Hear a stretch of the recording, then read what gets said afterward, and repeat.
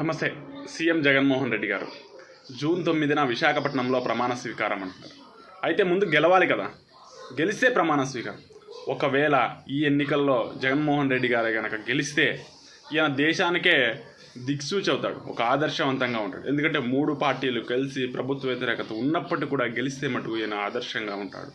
ఒకవేళ ఓడిపోతే 2 ప్రశ్నలు ఉంటాయి. ఒకటి, ఈయన బయట ఉంటాడా లోపల ఉంటాడా అనేది.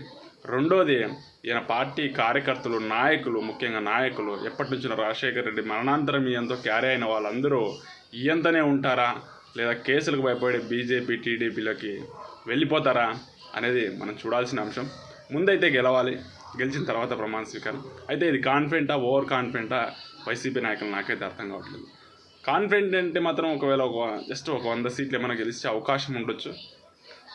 150 గెలుస్తామంటున్నారు. ఇది ఖచ్చితంగా ఓవర్ కాన్ఫిడెంటే. Thank you.